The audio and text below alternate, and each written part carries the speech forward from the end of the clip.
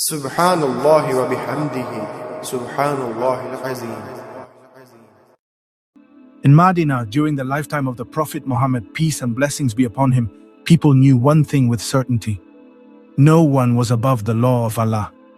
One day, two men stood before the Messenger of Allah, peace be upon him, seeking judgment. They were ordinary people, but they came seeking divine justice. Their case was serious and their hearts were heavy. The first man, a Bedouin from the desert, spoke with urgency and fear in his voice. He said, "O Messenger of Allah, I beg you by Allah to judge my case according to the Book of Allah." Before the Prophet could respond, the second man stepped forward. He was calmer, more composed, and more aware of the consequences of what had happened. He said, "Yes, judge between us according to the Book of Allah, but allow me to explain." The Prophet, who never turned away from truth, said gently, "Speak." Then the man revealed what had happened. He said, "My son worked as a servant in this man's house. While living there, my son committed adultery with this man's wife." A deep silence fell.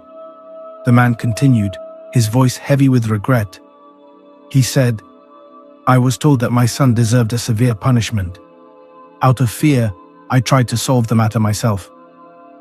I gave 100 goats and a slave girl as compensation, hoping it would remove the punishment. But something troubled his heart. Later, I asked people of knowledge. They told me the correct ruling according to Allah's law. My son deserves 100 lashes and exile for 1 year. And the woman, because she was married, she is accountable under a different ruling." All eyes turned to the Prophet. This was not a case of rumors. It's not a case of revenge. It was a case of truth and accountability.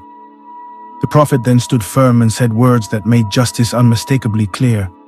He said, "By the one in whose hand is my soul, I will judge between you according to the Book of Allah." First, he corrected the wrong that had already been done.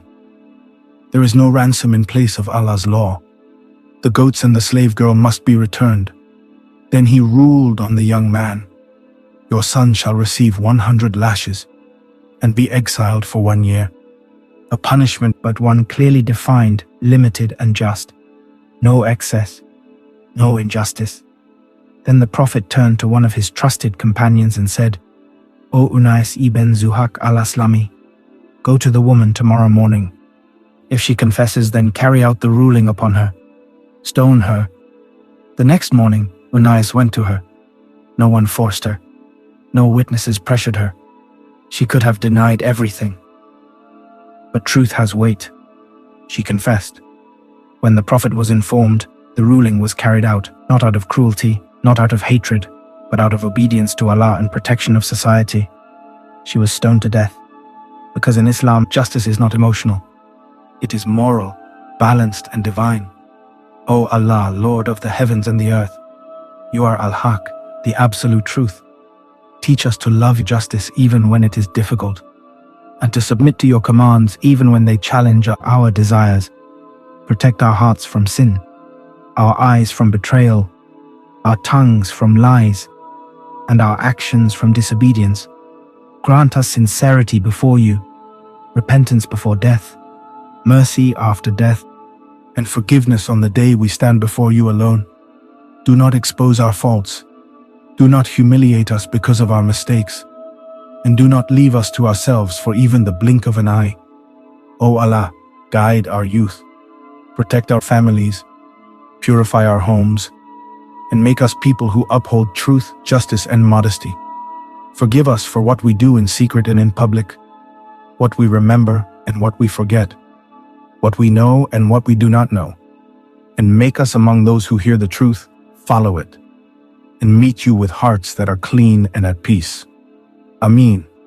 Stay tuned for more Hadith reminders.